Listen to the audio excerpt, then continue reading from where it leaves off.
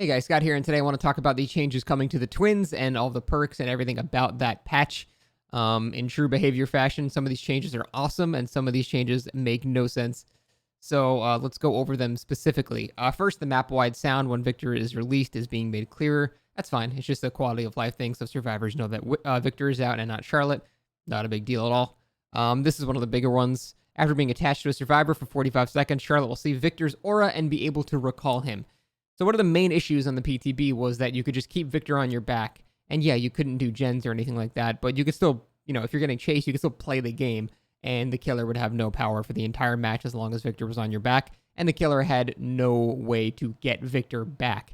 So if a team chose to do a boring method of just having one survivor be the dud, then no one would have fun. The killer would have no power. The other three survivors, it was just a bad situation for everybody. Not necessarily overpowered or underpowered. I'm just talking about fun. No one can do anything interesting. So that was a really boring thing you could do against this killer. And so this was their attempt to fix that. However, I think the timer is a bit too long. And I think the whole seeing Victor's aura thing being a benefit after 45 seconds, I think you should be able to see the survivor that has Victor on their shoulders just immediately by default. Yeah, I get you have the killer instinct that shows other people near Victor, but I don't know why you can't see Victor by default. It's a giant screaming gremlin thing that it's attached to you and your power. I feel like you should be able to see the survivor that Victor is on top of. That's like the huge downside to getting Victor on you. In a chase, you can't really do any crazy mind games anymore. You can still, brute force, just run through pallets and still do just fine, but he makes it so actually having Victor on him, or having Victor on your shoulders in a chase becomes actually a scary thing, because right now, no one gives a shit. In a chase, if, you have Victor on your shoulders, you just, okay, I'm just going to keep playing as normal, and the killer can't do anything, for the whole match. So, I don't know why this aura reveal part is a specialty after 45 seconds. I think that should just be a default thing. Maybe I'm crazy. Maybe I'm missing some oversight or something like that. But I feel like that should just be default, because aura reading doesn't mean you just down the survivor. It just gives the killer a big benefit, which they should have a big benefit because they aimed a lunge onto a survivor with a little gremlin dude. So that's what I think about the aura reading. Now, as far as the duration goes, 45 seconds, I think is a little too long. I think it should be more like 30 seconds. If we're not going to have the power to recall Victor manually whenever we want, I think 30 seconds is a bit more fair. 45 seconds in a game of DBD is a very, very long time.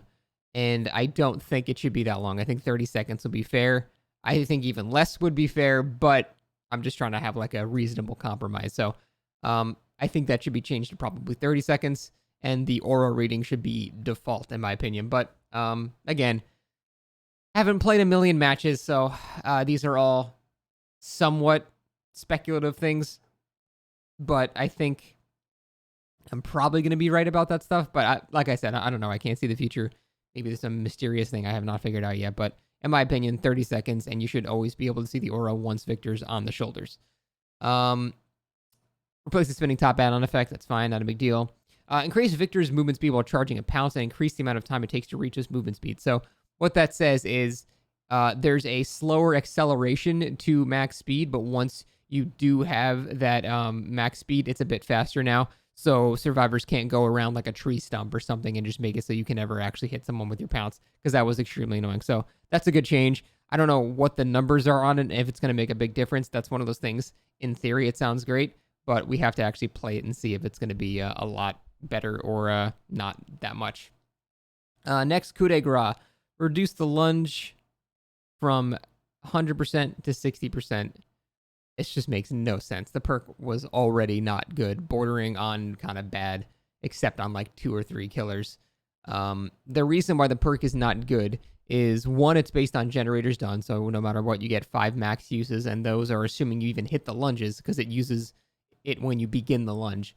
So it's not even on successful hits the tokens go away. So you get at maximum 5 lunges. And also, it's not twice the speed, it's twice the distance, which actually equates into not twice the distance, because the survivor has more time to continue making distance as you're running away. So that 100% wasn't actually 100%. It was more like, what, 75%? Or I don't know how to do the math. But it was actually less than you would originally think because the duration was increased, not the speed. If the speed was increased, it would be a true 100% increased lunge because you would cover the same amount of distance, or the increased distance in the same amount of time. But that's not how it works. You just have twice the duration of a lunge at the same speed. So it doesn't count for the fact that the survivor also can keep running during that bonus time. So it was never actually 100%. It was more like 60, 70, something like that. Now they nerfed it even more. So this is just a terrible perk. This is not going to be used on basically any killer. Maybe Wraith and Myers and Spirit for memes, but even then, it's not good. I don't know why they took a weak perk and nerfed it even more. It was already situational on only a couple of killers. Now it will basically never be used, and I don't know what they were thinking in nerfing that. It makes absolutely no sense whatsoever. Victor will be able to interact with lockers and hold the survivor inside for a short amount of time. This is great. One of the other big counterplays and giant oversights that apparently they just didn't comprehend was that lockers completely destroy Victor. There's really nothing you can do when a survivor actually goes in a locker. Yeah, there are things you can do like, go a certain distance back, wait for them to get out so you're far enough away so the survivor has to run out to try to kick you. But if the survivor's smart, they realize that they can hop out. They see you switch back to Victor, they hop back in. Just hop out, hop back in. Like, they're just going to keep doing that. And essentially, it's basically you just face camping a survivor without any time going down to kill them. So a good survivor that realizes they can counter that little counter, it's just going to be a stalemate where no one gets anything done. So that doesn't actually counter lockers at all once people realize how to do it. So it's good that they're implementing something to deal with lockers because they absolutely destroyed this killer. They made him terrible. But let's actually look at what they're going to do. And this really disappointing thing is that it's not actually going to be done when it comes out. So if Charlotte interacts with the locker in time, she will grab the survivor, but that's after Victor is holding the locker closed. Now, we don't have numbers on any of this stuff. We don't know how long he can hold the locker, how long or how far Charlotte can be away before this can happen. There's also an additional penalty because now if Charlotte doesn't get there in time, the survivor can just kick Victor. So it's sort of a mixed bag. It's definitely it's more good than bad, but I don't know. We just don't know enough. It's too vague. We don't know the numbers. If it's only like 5 seconds or something, it's not even going to be that good because typically Charlotte is not within 5 seconds of you every time. Otherwise, Iron Maiden would be good on her or something like that. But that's just not the case. So it really is going to come down to how long you can close a locker or keep it closed. If it's more like 10 to 15 seconds, then I can see that, okay, that's actually pretty cool. Now going in lockers is a bit more of a risk. You have to know where Charlotte is before you decide to do that. If it's anything less than that, I think this is just not really going to do anything because there's very few scenarios where Charlotte is right next to the locker, at which point, why are you chasing as, Victor if Charlotte's right there? So it's kind of, it's going to depend on the numbers. It's hard to give any more on that. But the main disappointing thing is that it's not even going to be done when it comes out. And I think that's kind of really disappointing for a couple of reasons. One, it indicates they had absolutely no idea that this was a thing, so they had no contingencies in place. They weren't already working on something on the PTB. They were so oblivious to such an obvious oversight that they had nothing prepared for this type of thing. And that is just disheartening to hear.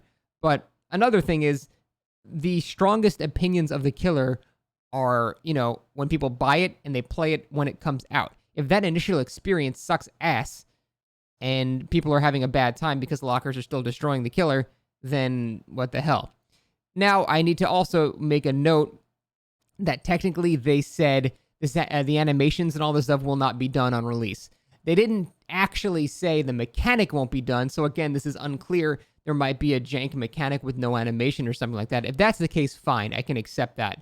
But I think they're not going to just throw in an animation or a lack of animation where Victor just telekinesis is the locker and it just stays closed. I think that would, as funny as that would be, I don't think they're going to do that. I think it's not actually going to be out at all. But if they clarify and change that and say it's just missing the animation, I will totally retract that and apologize. But I have a feeling they're just going to release it incomplete. And so that initial experience is going to be really, really bad for a lot of people. And that is what most people base their opinions off of, the initial experience. So that is going to be really disappointing to a lot of people that lockers still completely destroy the killer. Yeah, so I'm really, really not happy about that at all. Also, appraisal was changed to basically only one survivor can get a bonus thing from a chest at a time. Which I mean, I kind of understand. I don't think it was a necessary change, but I understand it. It's so, you can't have all the survivors go into the basement and loot 15 items, like, from the basement. Not 15, but 8, I guess, right? Because it would be 4 and then 4. So, I understand why, but I think it was a fun perk that didn't necessarily need that change. So, I'm fairly neutral about that one. But overall, it sounds like really the only impactful good change that they've made is an eventual release for Victor after 45 seconds, and the speed around an object, both of which values, like, we don't really know exactly how that's going to be. We need to actually see it. So I would say tentatively disappointed at the moment after in my opinion, wild success of Blight. They did everything great there. This is definitely a step in the wrong direction again, and I'm definitely disappointed. But it's not to say that they won't eventually fix these things. It's just more that they should really just know better, man. Like, the fact that they didn't understand the exit gate blockers. Oh, I forgot to mention that they make it so if you're incapacitated, you actually can't crawl out the gate now. But the fact that you can't, they didn't have the foresight to see such obvious things like lockers in the exit gate and stuff like that. It's so concerning that they have so little. Like, that's something you find that out within your first game of playtesting. Oh, this guy went in a locker. I can't do anything anymore. We should do something about that. Like, within one game of playtesting, you should realize that. And the fact that they didn't, it's just super disappointing. So, it seems like we're going to be getting a not even finished killer on release, which is just, yeah, I feel like a disappointed dad at the moment. So I'm not very excited about this expansion, this DLC. So, hopefully they'll change things around and do stuff a bit better. But those are my thoughts on it right now. But thanks for watching, guys. See you next time.